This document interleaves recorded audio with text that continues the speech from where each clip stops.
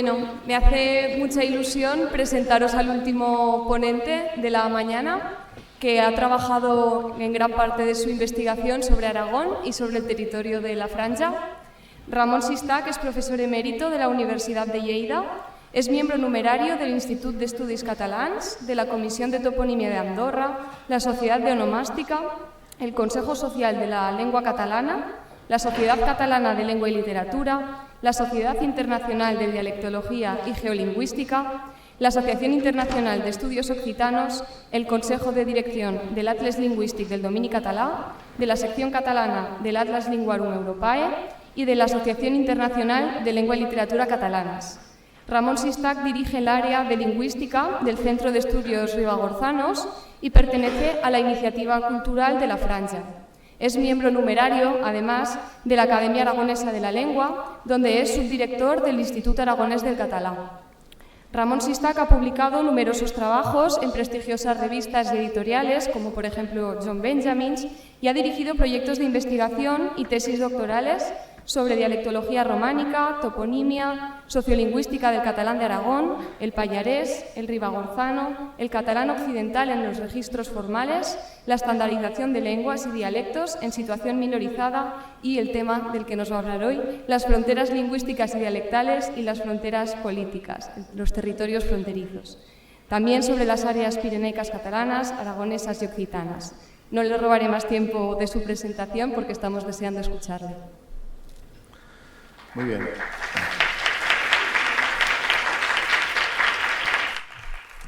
Muchas gracias, Katia, por tu presentación y muchas gracias a los organizadores por haber confiado en mí. Espero que no se arrepientan.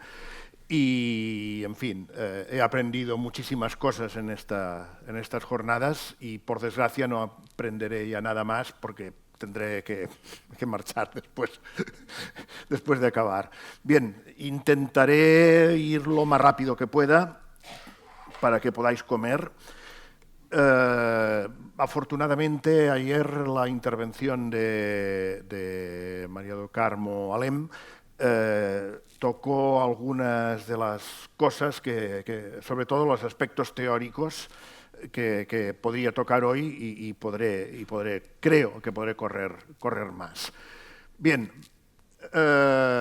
frontera, sentimiento e identidad. Cuando vi impreso el cartel de las jornadas, me di cuenta que había metido la pata. Las jornadas van sobre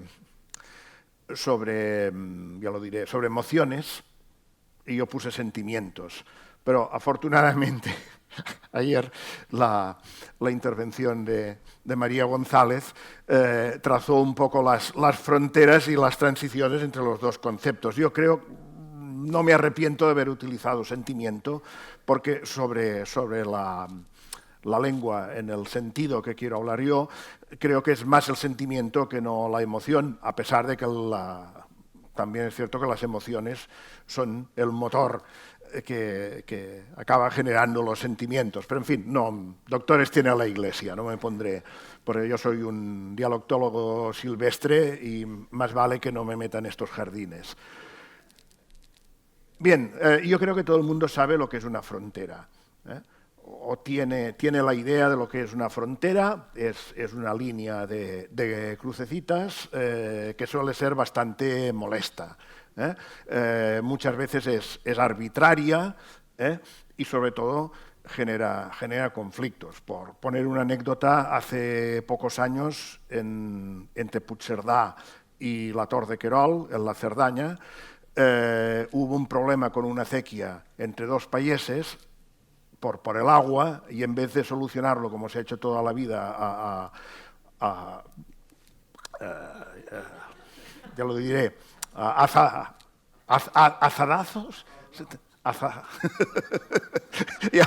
ya no estoy seguro con los derivativos, ¿no? Pues tuvieron que intervenir los ministros de Asuntos Exteriores de Francia y España por un problema de agua de una acequia. Bien, pequeños conflictos o grandes conflictos que generan las fronteras. De hecho, el mundo ha estado muchas veces a punto de irse al garete por grandes problemas con las fronteras, aún hoy en día. Y a veces pequeños conflictos que a veces pueden parecer incluso ridículos, por cuestiones de límites, en este caso entre comunidades autónomas, pero a veces son entre pueblos. Por ejemplo, en Andorra hay un territorio que se lo disputan dos parroquias andorranas y tiene el nombre curioso de Territorio de Concordia, pero ha estado a punto de generar diversas guerras civiles.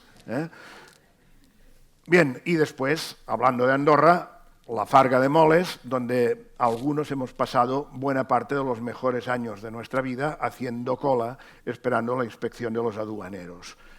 O sea que siempre las fronteras son fuente de conflictos, fuente de molestias, etc. ¿Pero qué es una frontera?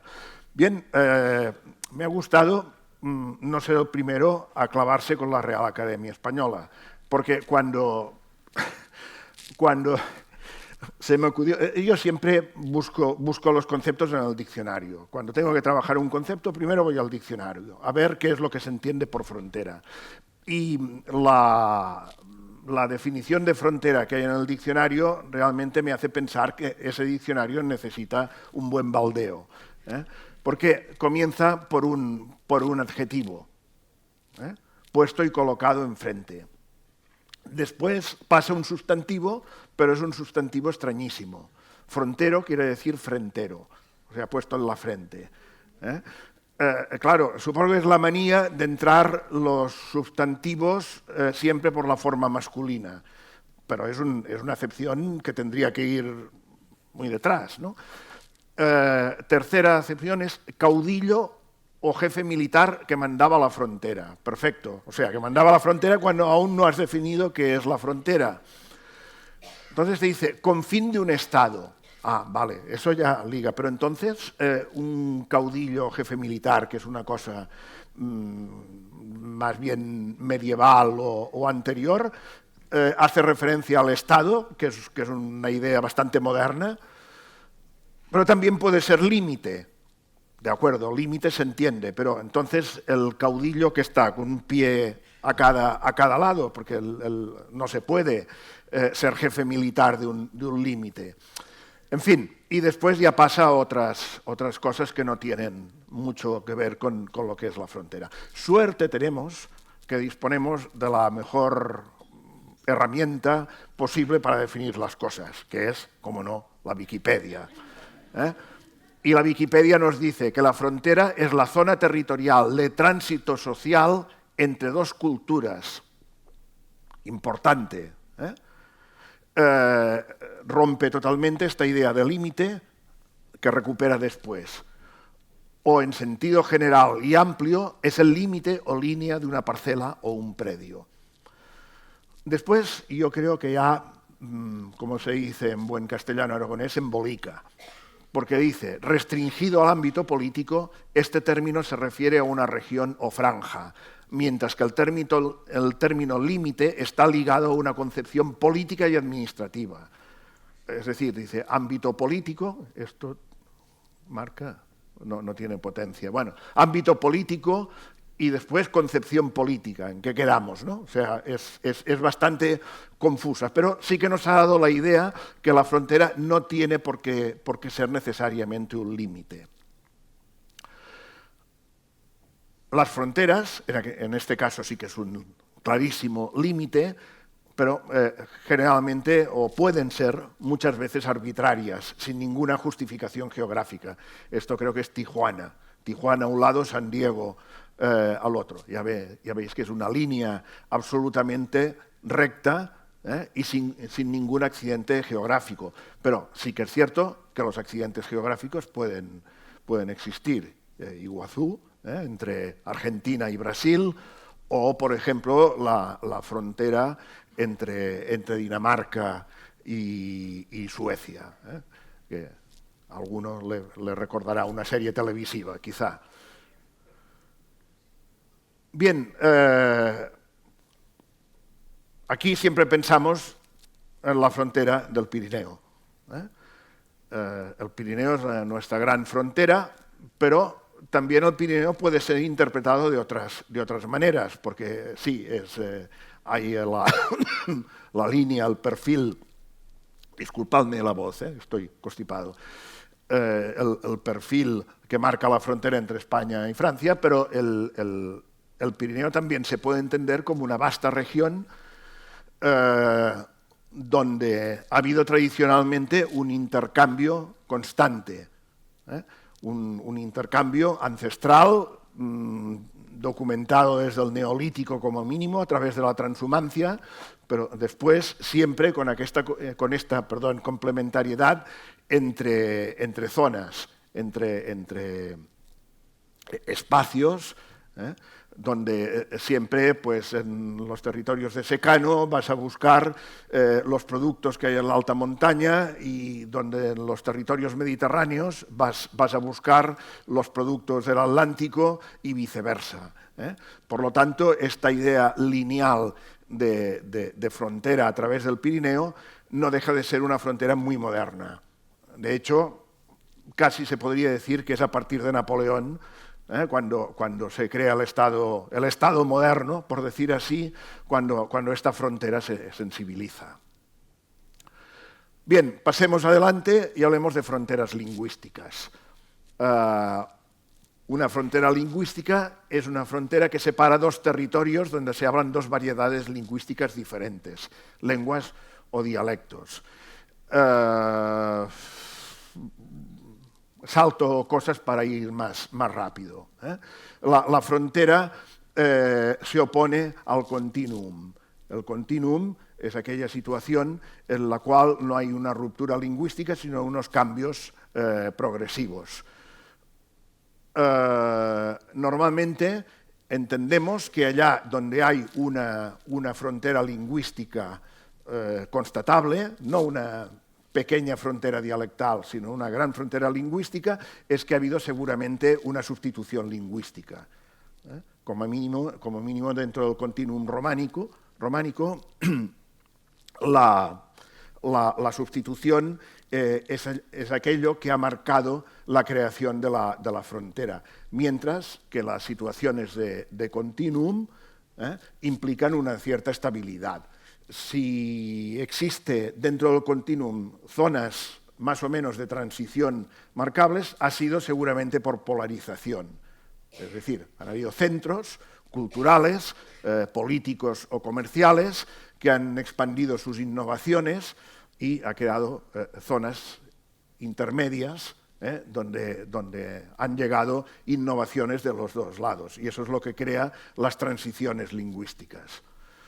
En nuestro mundo próximo tenemos un caso claro de frontera lingüística entre Binèfar y Tamarite de Litera, donde empieza realmente la frontera lingüística entre catalán y castellano, una frontera que llega hasta Alicante, ¿no? hasta Guardamar de Segura. En cambio, al norte de esta línea Binèfar-Tamarite, lo que tenemos es una zona de lo que llamaríamos de dispersión de isoglosas, una zona de transición lingüística. ¿Por qué? Pues porque hemos de entender que el continuum latino se fue dividiendo lentamente por polarización. Seguramente la Seu d'Urgell por un lado y Jaca por otro, y San Bertrán de Comenge en el norte, fueron aportando innovaciones que llegaron donde llegaron, y hubo una zona donde las innovaciones pues, fueron llegando de todos lados. En cambio, el continuum germánico-escandinavo, con la excepción de Islandia y Feroe, las Islas Feroe que quedan un poco alejadas, pero entre Noruega, Dinamarca o más bien dicho, entre el noruego, el danés y el sueco, existe realmente una continuidad que incluso permite la intercomprensión mutua. Bien, a partir de la llegada de la geolingüística, sobre todo a partir de D'Ascoli, Bartoli, Cortellazzo y otros autores italianos, y después a partir de la descripción de las minorías lingüísticas que se hizo sobre todo a partir de los años 70 y 80 del siglo pasado con Sergio Salvi y otros autores italianos, aparecieron unos conceptos geolingüísticos nuevos que eran los de isla, enclave y península. Vuelvo a la gran Wikipedia, que nos dice que reciben el nombre de enclave lingüístico o isla lingüística las zonas cuya lengua es ajena al sistema lingüístico del territorio que la rodea. Yo creo que no es exactamente así, pero además el término península en español no se encuentra muy documentado. He estado buscando y curiosamente solo la versión italiana de la Wikipedia he visto la definición de península lingüística. No la leo, pero me hace gracia que esta expresión confinante con la madrepatria. La madrepatria no se ha de entender con las connotaciones que tiene en español, sino que la madrepatria es la tierra madre o la tierra de origen. Vamos. Bien. Para explicarlo rápido y con un ejemplo. Aquí tenemos el área sur del catalán, en Alicante. Hay dos poblaciones, Aspe y Monforte, que son de lengua castellana en un territorio valenciano. Bueno, todo es valenciano, pero quiero decir valenciano de lengua catalana. Eso constituiría una isla. Es decir, una isla la definiríamos en términos estrictamente lingüísticos. Una zona rodeada de otra mayor que habla una lengua diferente. En cambio, un enclave serían las localidades murcianas de Lorca, Jumilla y Habanilla, las aldeas de esos términos donde se habla valenciano. Pues bien, eso sería un enclave porque está unido al territorio general de la lengua, es el gris oscuro, y sin embargo entra en otro territorio. O sea, que es una cuestión sencillamente de no coincidencia de la frontera política con la frontera lingüística. Y una península sería exactamente lo mismo, pero en grandes dimensiones. Por ejemplo, pues aquí tendríamos los llanos de Requena y Utiel, y aquí la Folla de Buñol, que es donde ha llovido, lo que ha provocado, la zona que ha provocado después la riada que ha llegado al Horta Sur. ¿Por qué decimos que es una península? Pues porque realmente hay una continuidad absoluta entre el habla de Requena y Utiel y el castellano manchego. O, por ejemplo, en Rincón de Ademuz no se distingue el habla, no se distingue prácticamente para nada del castellano aragonés de más al norte y del castellano de Castilla la Nueva, de Castilla-La Mancha, que se habla más al sur. O sea que es una cuestión simplemente de no coincidencia de fronteras administrativas con fronteras políticas. Curiosamente, en la península, es aquello que ya nos explicó Menéndez Pidal con su famoso efecto cuña, la península es simétrica en este sentido.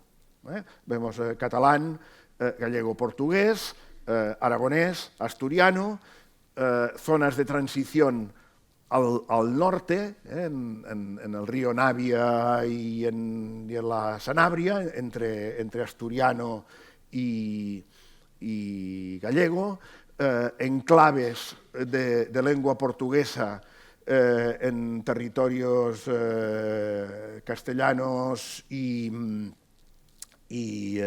extremeños, enclaves de lengua asturiana o asturleonesa o leonesa o como se tenga que decir en territorio portugués.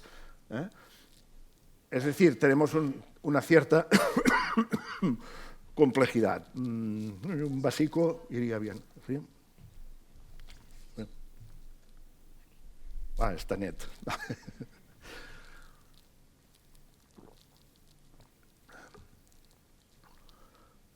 Bien, ¿qué hay que decir de Europa? La no coincidencia entre la Europa lingüística y la Europa de los estados, que no coinciden para nada. Y si sacáramos el mapamundi lingüístico, tampoco habría ninguna correspondencia entre una cosa y otra.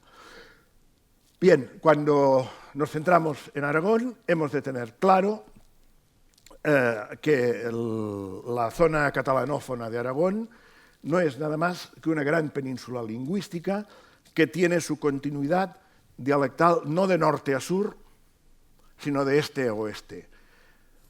Es decir, que si no existiera la frontera política, no veríamos reflejado dialectalmente el catalán de Aragón, porque pues en la zona de provincia de Lleida, del Pont de Suert, de Vilaller o la Vall de Boí, hablan pues prácticamente exactamente igual que en Aneto o que en Montanui, pueblos de la provincia de Huesca. Y en cambio se diferencian de las zonas de más al sur, donde se habla catalán de otros tipos, siempre dentro del norte occidental, pero con otras características.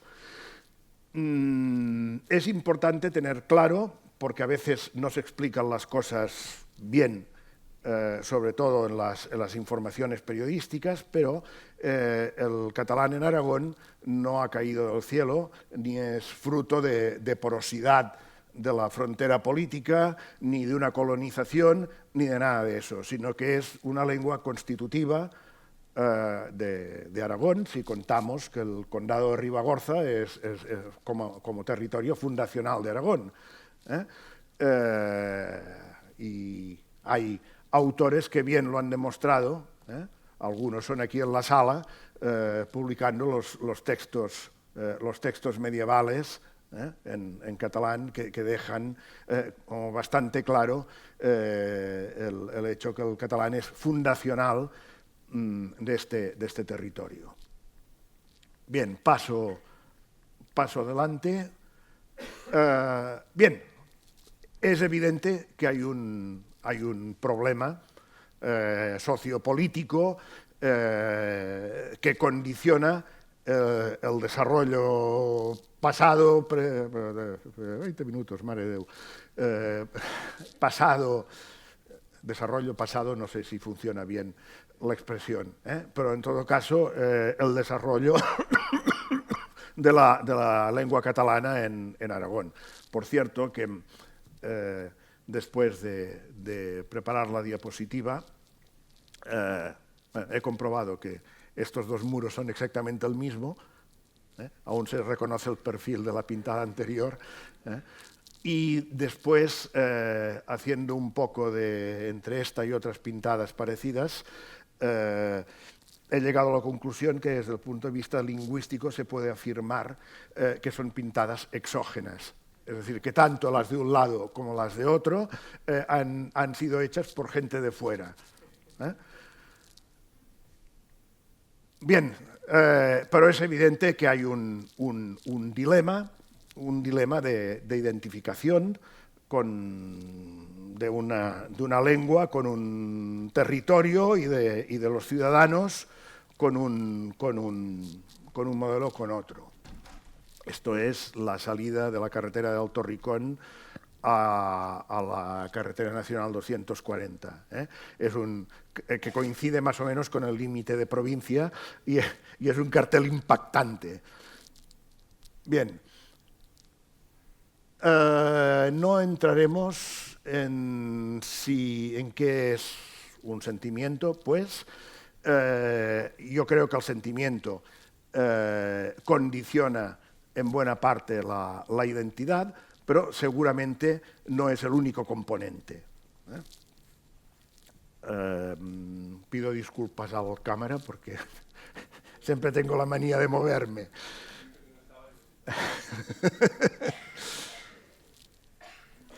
Bien, para resumir de manera rápida el concepto o las diversas opciones identitarias que tienen los habitantes o que presentan los habitantes de la franja. Podemos hablar de una identidad aragonesa negacionista, es decir, se niega la existencia de la lengua, se niega la existencia del problema, y esto conduce necesariamente a la actitud de los hablantes hacia la sustitución lingüística. Después explicaré el mecanismo que provoca esto. O bien al mantenimiento, si tú niegas la identidad de tu lengua con el catalán, eso no te provoca ningún tipo de conflicto, pero entonces la lengua se va extinguiendo lentamente, va perdiendo ámbitos de uso y al final se produce el final generacional, como ha pasado con tantas otras lenguas minoritarias. Frente a esto, las actitudes que Carmen Alén calificó puso la etiqueta que es la que se utiliza generalmente en sociolingüística, las actitudes de lealtad lingüística, una etiqueta que a mí, si se habló del autoodio y se decía que era una palabra demasiado fuerte, seguramente lealtad lingüística también es una palabra demasiado fuerte, porque la lealtad muchas veces es muy relativa. Pero bien, en todo caso, la identidad aragonesa que asume que la lengua es un valor y ese valor se ha de fomentar, lleva actitudes de conservación de la lengua y quizá de potenciación, es decir, de recuperar ámbitos de uso y para su promoción. Frente a eso, hay también una identidad catalana que puede ser total o parcial y que afecta a una parte de la población y que no suele salir en las encuestas. Eso también hay que decirlo. Las encuestas no la suelen detectar porque es una criptoidentidad. Muy pocas veces un hablante reconoce, si no es en conversación con una cierta complicidad, sus afinidades con la identidad catalana. Pero no sé si se aprecia bien en la diapositiva, intenté, creo que no lo conseguí, hacer una escala de grises como fondo de la diapositiva. Con esta escala de grises quería decir que entre estos polos hay mucha variabilidad y que yo creo que la inmensa mayoría de la población se encuentra dentro de esta escala de grises. Bien, paso para avanzar. Hay una serie de cosas que complican aún más la definición identitaria, como por ejemplo las zonas de transición. Estas zonas, el Valle del Isábena y todo esto, el Valle del Ésera, donde llegan influencias de todos lados y todavía es más complicado, porque si tú hablas una lengua que identificas claramente con el catalán, es más fácil. Pero si tú hablas una lengua que no la identificas, que tienes la idea que solo la hablan los 50 habitantes de tu pueblo, pues entonces todavía es mucho más complicado. Después, la concepción de la franja desde el punto de vista económico, que modernamente se utiliza mucho y se habla de que, por ejemplo, Binéfar o Monzón forman parte de la franja. Entonces ya estamos saliendo del punto de vista lingüístico para entrar en otro tipo de mundo. La franja catalana que pongo aquí, es decir, los pueblos de Cataluña que están muy vinculados a la franja. Algunos porque tienen realmente su capitalidad en la franja, pues Serós, la Granja d'Escarp, Massalcoreig, otros que son polo de atracción directa de la franja. Pont de Suert, de hecho, es la capital real de buena parte de la Ribagorza. Graus está muy lejos, los servicios se van a buscar al Pont de Suert. Alfarràs también tendría esa misma función. Bien, en todo caso, no sé, si hablamos de los territorios de lengua catalana, decimos, Valencia es un territorio, clarísimamente, en todos los sentidos. Es un antiguo reino, es una comunidad autónoma, hay una identidad valenciana que se puede considerar no catalana, catalana, anticatalana, supercatalana, como sea, pero tiene una entidad valenciana. Baleares pasa exactamente lo mismo, pero la Franja, como tal, no es un territorio porque no tienen ninguna articulación interna, ni tiene carreteras que vayan de norte a sur, ni tiene capital.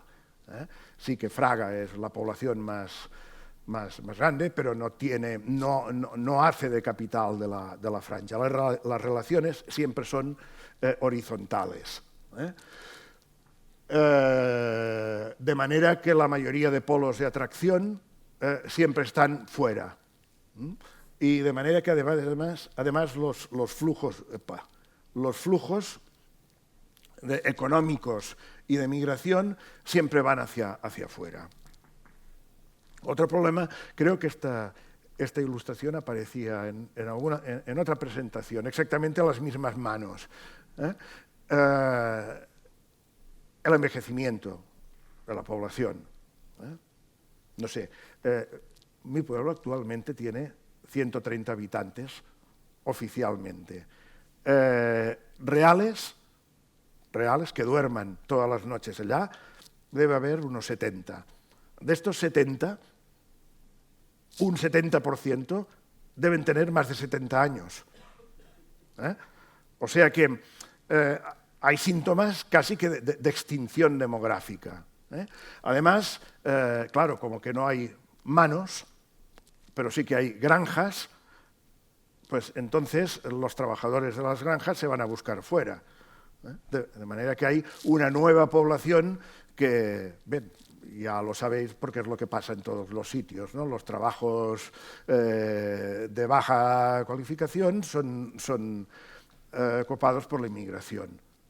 No, copados no es la palabra, sencillamente es que no hay nadie que se quiera quedar allá y a la que alguien ha estudiado un poco marcha y si no ha estudiado también.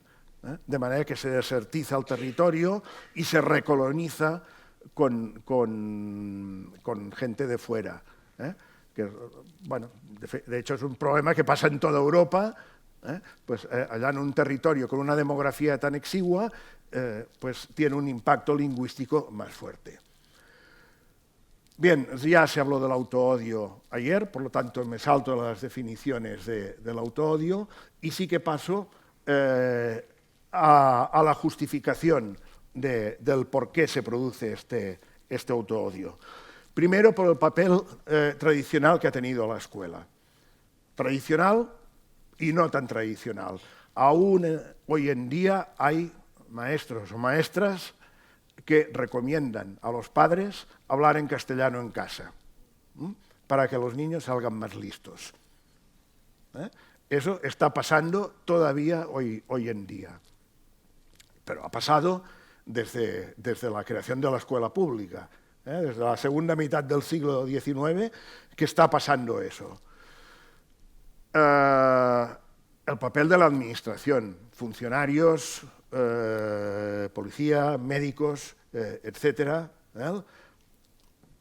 no lo entiendo. Háblame esto en castellano que no lo entiendo. Eso es frecuentísimo y es especialmente trágico en el campo de la medicina pública, porque mucha gente, sobre todo gente mayor, tiene problemas para expresarse cuando está en una situación estresada, y no domina el castellano y, por ejemplo, si le duele la melsa, pues no sabe cómo se dice la melsa en castellano.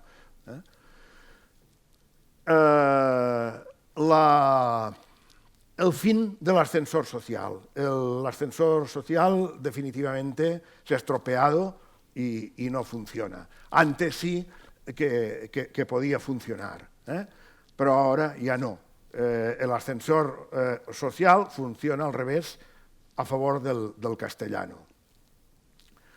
La minorización demográfica, ya hemos hablado de ello.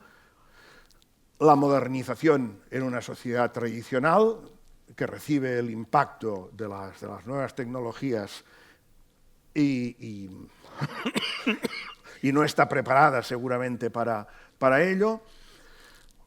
La polemización de la cuestión de la lengua. Por ejemplo, cuando se produjo toda aquella polémica sobre el lapao, aquella polémica más bien ayudó a la lengua, que no le fue en contra, en el sentido que mucha gente tomó conciencia de su lengua y de que su lengua era el catalán. Pero, en contrapartida, a nadie le gusta hacer el ridículo. A nadie le gusta que el tema de la lengua siempre genere conflictos. Por lo tanto, eso también tiene un efecto bastante importante. El ruralismo y aislamiento en una sociedad modernizada es un arma de dos filos, porque por un lado ha permitido la conservación en pueblos aislados, lejos de los centros y todo eso, pues ha funcionado como un mecanismo de conservación. Pero también cuando llega la modernización, pues causa estragos de una manera mucho más rápida.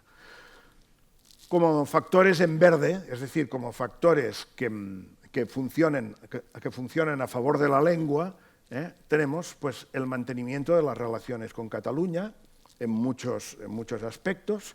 O sea, yo a veces digo que no es cierto que el catalán no sea oficial en la Franja de Aragón, porque si muchos de los servicios se van a buscar a Lleida, sobre todo en el norte de la Franja, en Lleida sí que es oficial, o en Alfarrás, o donde sea. Por lo tanto, sí que hay un contacto con el catalán como lengua oficial. De todas maneras, también es cierto que el Estado de las autonomías ha profundizado en las fronteras, que antes no estaban, como el tema de las diócesis también. Pero, en fin, las relaciones económicas se mantienen, las relaciones humanas también, con los pueblos próximos. Muchas veces, o la mayoría de las veces, los abuelos que viven en el pueblo tienen todos sus nietos catalanes. Pues eso ya representa alguna cosa también, como mecanismo de conservación también. Y las relaciones, pues, gente de Albelda que está casada a Alfarrás, gente de Alfarrás que está casada a Albelda. O sea que hay muchas relaciones horizontales que se mantienen. Los estudios, el tema de los estudios, ¿no? Lerida continúa siendo fuente de atracción, sobre todo para la universidad. El peso económico de Lleida y sobre todo de Barcelona. Para tener una idea clara, hemos de tener en consideración que Lleida actualmente tiene unos 145.000 habitantes. Huesca tiene, me parece que 54.000. Eso ya da una idea de las dimensiones. Y claro, en el caso de Teruel, pues creo que aún existe. Y después también el descubrimiento del universo lingüístico. Asumir que eres catalano hablante no niega tu condición también de hablante del castellano, es decir, que no te desconecta de 400 millones de hablantes, pero en cambio sí que te conecta de una manera especial con una cultura que afecta pues, 10 millones de habitantes, o de hablantes, o de lo que sea, con todas las posibilidades que te da. También el aumento en el nivel de estudios y después la presión de la sociedad civil. Todo eso son factores que actúan positivamente. Paso a la cuestión onomástica. En todo caso, un apunte sobre el nombre de la Franja de Aragón, que se ha dicho muchas veces que es un nombre endógeno, pero no es endógeno, porque si se dice de Aragón, ya te está indicando que de alguna manera es de fuera. Pensemos en Molina de Aragón, pensemos en Petilla de Aragón, o sea, se llaman de Aragón precisamente porque no son de Aragón. De manera que si dices la Franja de Aragón, de alguna manera la estás excluyendo de Aragón.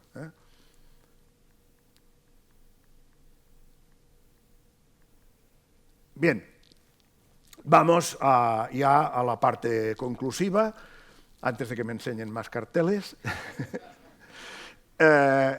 sobre todo este galimatías que afecta a buena parte de la población. Buena parte porque hay gente que no ve problema en nada y seguramente son más felices. Hagámoslo de manera caricaturesca y poniendo un punto de humor. Dos proyectos diferentes, Aragón y Cataluña, dos globos y el ciudadano de la franja se encuentra con una mano en cada globo, pero los globos cada vez se van distanciando más y la altura es mayor, por lo tanto la hostia será más fuerte. Aragón ha asumido el papel de punta de lanza de la hispanidad entre dos polos. El polo vasco-navarro, que en definitiva está ligado a su origen, Aragón con Navarra, el condado de Aragón con Navarra. Creo que Íñigo Arista juró, no sé qué juró, delante de la Peña Oroel y todo eso. Sobre todo del polo valenciano-catalán, es decir, de sus compañeros de viaje en época medieval. El famoso paso doble ya lo dice, el crisol de la raza de España. Y por otro lado, Cataluña mira en dirección absolutamente opuesta. Y a pesar de que hay en Cataluña tantos aragoneses como en Zaragoza, creo que hay unos 750.000 aragoneses en Cataluña, Cataluña ignora absolutamente todo sobre Aragón. Casi que no sabe ni dónde está, a pesar de que visita el Pirineo, pero muchas veces sin saber dónde van. Y la franja, si tú hablas de la franja en Cataluña y dices que eres de la franja, te dicen, ay, pobre, estáis en guerra, os han invadido los israelíes y todo eso. O sea, no hay un gran conocimiento, como mínimo en el área de Barcelona. En Lleida quizás sea diferente en este sentido, pero en Barcelona hay un gran desconocimiento. Y además, Cataluña tiene el problema que, según dijo el ministro Margallo, vagará por el espacio sin reconocimiento y quedará excluida de la Unión Europea por los siglos de los siglos. Con lo cual, pues, no es una opción muy atractiva.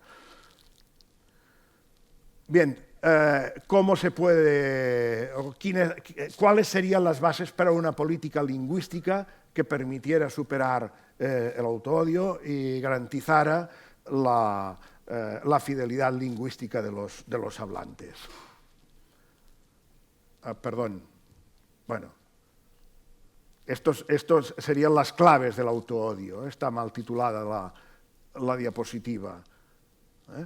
La actitud generada de autoinculpación, es decir, yo soy aragonés, pero hablo catalán, por lo tanto hay alguna cosa que no funciona. Puedo ser un mal aragonés o soy simplemente un error,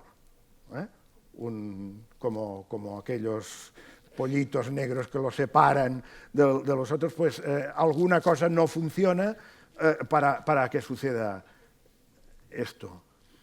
Hay actitudes, en cambio, que son positivas. Abandono el catalán, lo dejo y ya está, ya seré un buen aragonés.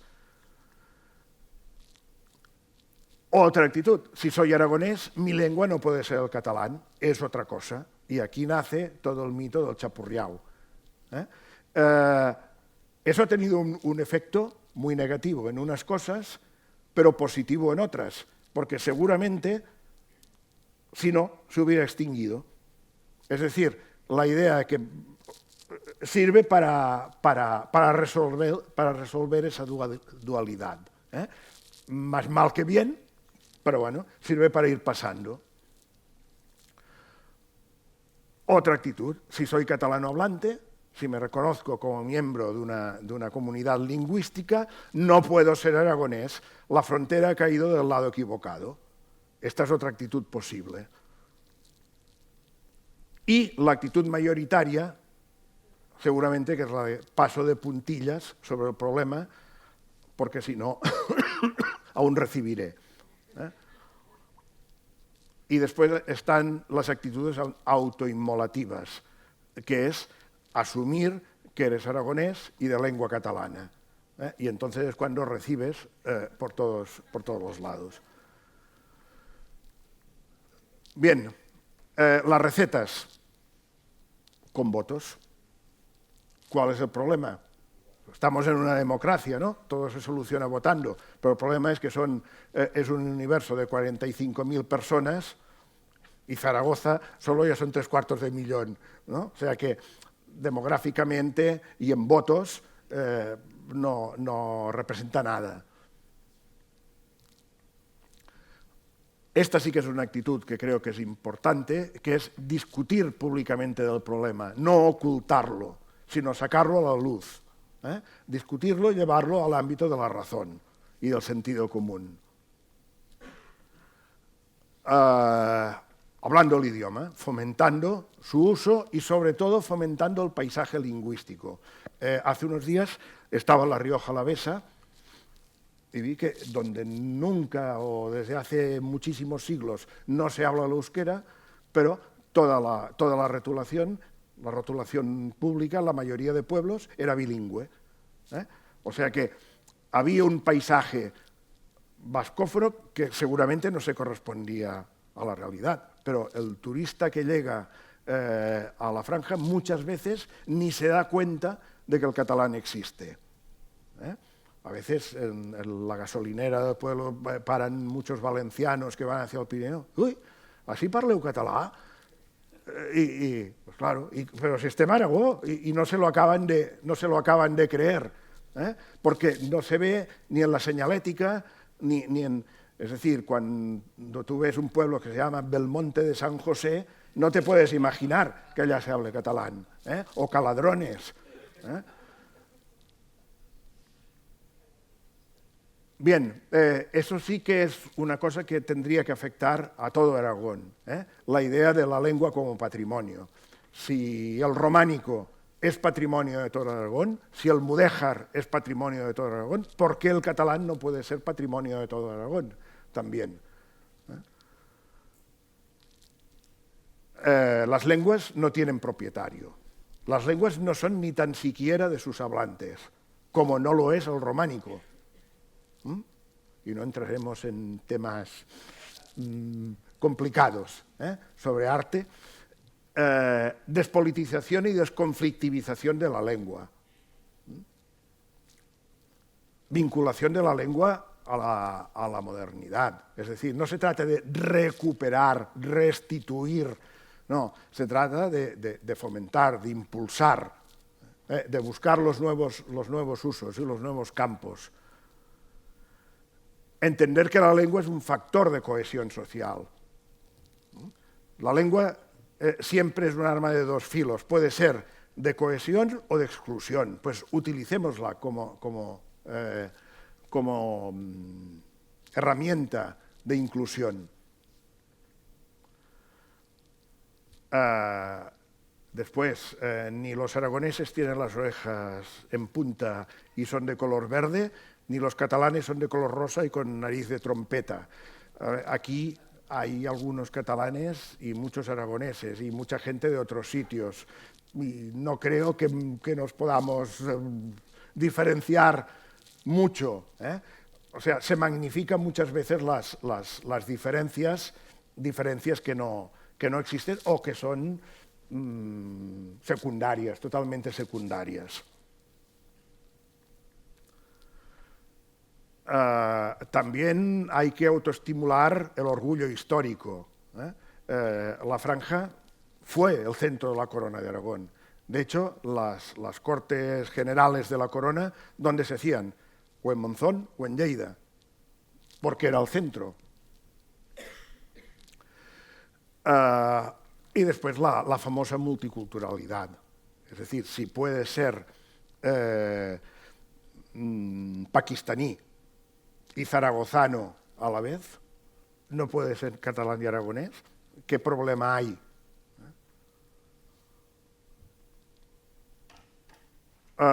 Bien, la doble militancia. Aquí está mi receta. Vamos hacia las identidades múltiples, que no solamente tienen por qué ser lingüísticas, pueden ser de muchos otros tipos, pero desde el punto de vista lingüístico, si puedes asumir lenguas diferentes, sin límite, también puedes tener identidades diferentes sin límite. Aquí he puesto el 200%. El hecho de tener un componente catalán en tu manera de ser, en tu identidad, no implica que pierdas nada. No tienes por qué ser un 75% aragonés y un 25% catalán, o sí. O puede ser un 100% aragonés, un 100% catalán, o un 200% entre una cosa y otra. Y un 300 y un 400% si tienes más identidades. Puede ser de la franja y además ser gitano y tienes otra identidad que se une a las otras, no te hace perder las anteriores. Y finalmente, y con esto acabaré porque, bueno, por motivos obvios, con una frase de Jesús Moncada, que dice: si aceptaba con los ojos cerrados que la antigua Mequinenza era como mínimo el meollo, el núcleo, el centro de la galaxia, el forastero inteligente se encontraba enseguida como en casa. ¿Qué quiero decir con eso? Pues me remito a un neologismo horrible desde el punto de vista estético, pero que en cambio me parece muy importante, que es empoderamiento. Creo que mis conciudadanos han de perder la idea que son la periferia de Aragón, la periferia de los territorios de lengua catalana y colocarse en medio. La periferia es al revés. La periferia es lo que tengo. Vosotros sois mi periferia en este momento y yo soy el centro. Pues se trata básicamente de eso, de cambiar de punto de vista y asumir la condición propia sin complejos.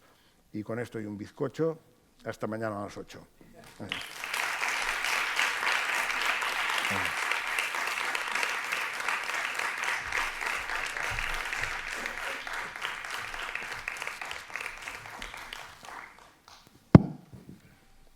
Y mis disculpas por la voz y por el acento. Muchas gracias, Ramón. Ahora es el momento de que podáis hacerle llegar vuestras preguntas.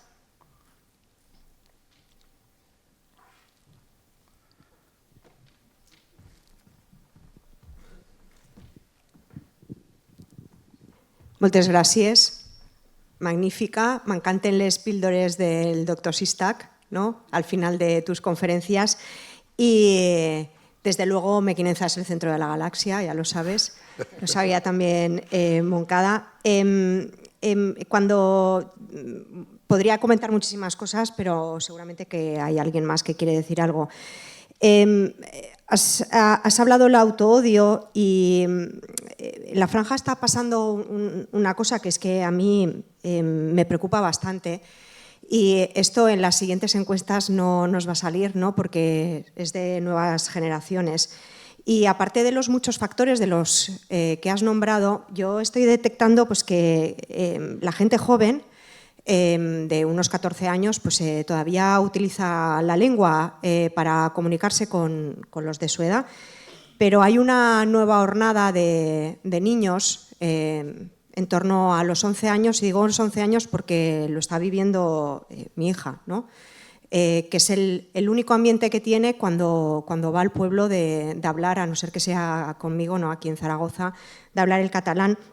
Y es que están utilizando en las comunicaciones el castellano, además de manera muy reivindicativa, ¿no? Entre nosotras vamos a hablar castellano y la única que habla catalán, la pobre, es ella.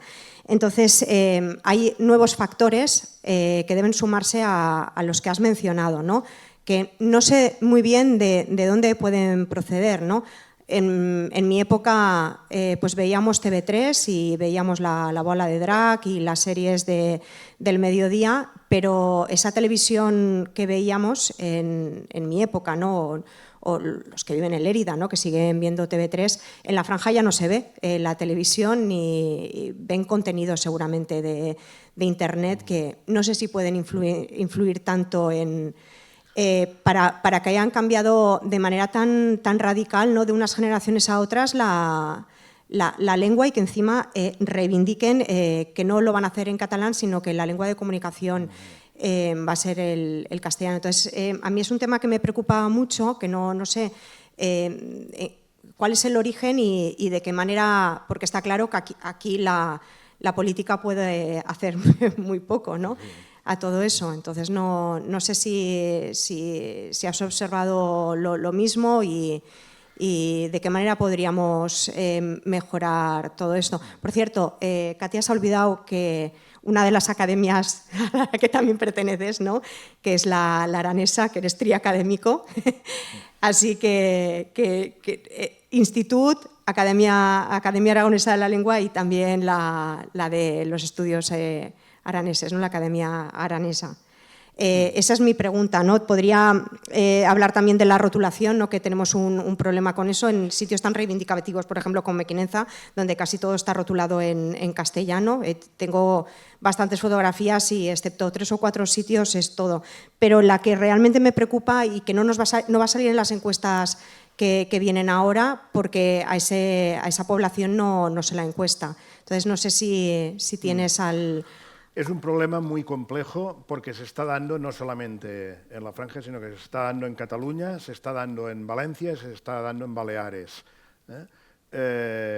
Seguramente tiene mucho que ver con la falta de referentes.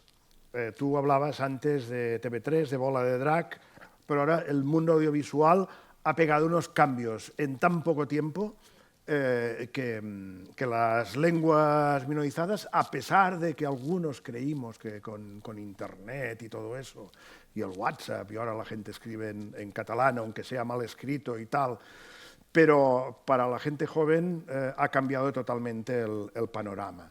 Aparte, en la franja hay dos problemas. Uno, evidentemente, es la poca presencia del catalán en la escuela, la poca, casi nula y a veces con grandes dificultades. Pero además está el problema de la concentración escolar.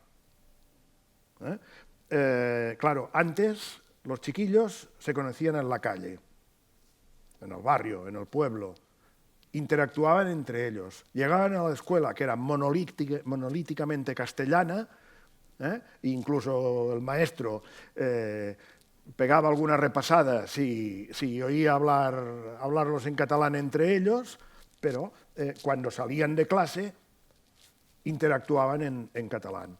Ahora, ¿qué pasa? Los cogen con el autobús escolar y los llevan a un centro donde no se conocen entre ellos. Pues la lengua de la escuela es la que manda.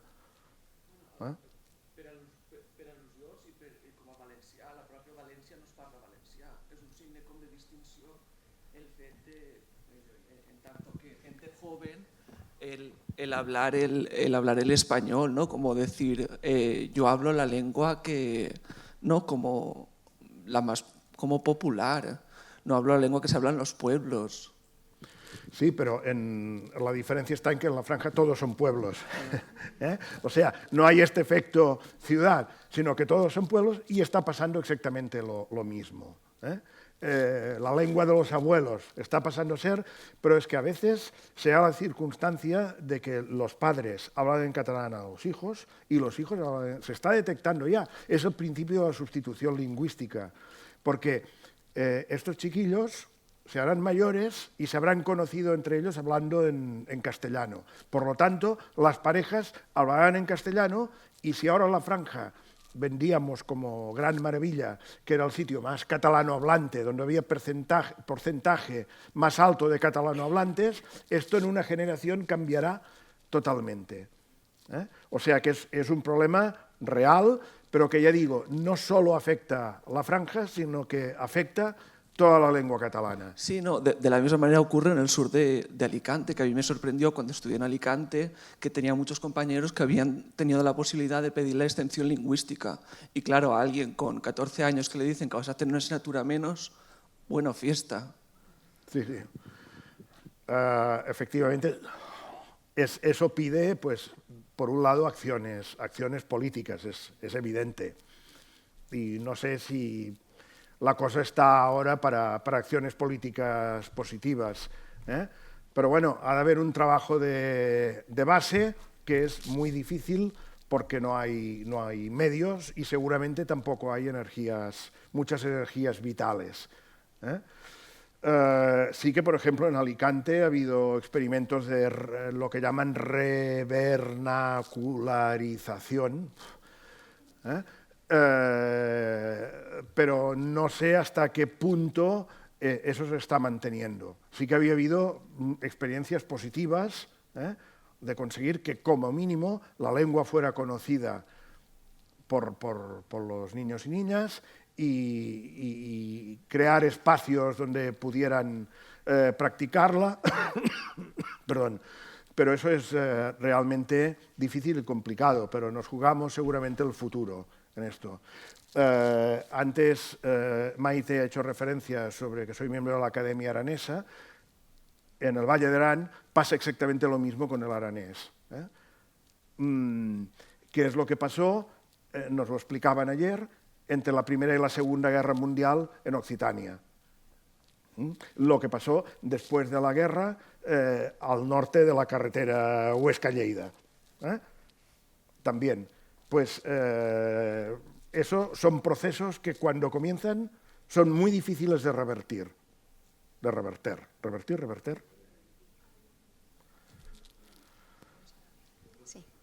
Sí, yo solamente quería añadir a lo que se está diciendo, aportar también mi experiencia, que como sabe Maite también es en este territorio, y precisamente en las emociones de los hablantes. Es que, claro, aquí se agudiza la situación que ha descrito Ramón por lo que tú comentas, ¿no, Maite? Yo me he encontrado con informantes a quienes he hecho las entrevistas en catalán y que en presencia de sus hijos pequeños les hablaban en catalán y ellos respondían directamente en castellano. Entonces lo justificaban diciendo, no, es que en la escuela, en primaria, en secundaria sí que tienen la opción de hacer catalán, pero en primaria no. Entonces todo esto que estamos explicando se está agudizando en estos territorios. Por eso cuando yo ayer intervení para decir, bueno, estamos pintando la situación del catalán muy positivamente, cuando en realidad no lo es para nada. O sea, claro, quizás si lo comparamos a otras lenguas minorizadas, pues podemos decir que estamos bien, pero es que realmente estamos muy mal. Entonces, si en Cataluña está pasando lo que explica Ramón, pues ¿cómo no tiene que afectar esto en territorios como la Franja, ¿no? O sea, yo he tenido alumnos en Tarragona de familia catalanohablantes que han estado educados en catalán y han terminado hablando en secundaria, los hermanos entre ellos, en castellano. Y eso está pasando en Tarragona, está pasando en Barcelona, menos en Lleida, pero está pasando. O sea, ¿cómo no va a afectar esa situación a territorios donde ya de por sí, históricamente, ya tienen una problemática tan grave como son los pueblos de la Franja, ¿no? O sea, me refiero a que se complica muchísimo más la situación. Mucho más, sí. Sí, la situación del catalán respecto a las otras lenguas minoritarias se podía resumir en aquella frase castellana que dice que en el país de los ciegos el tuerto es el rey.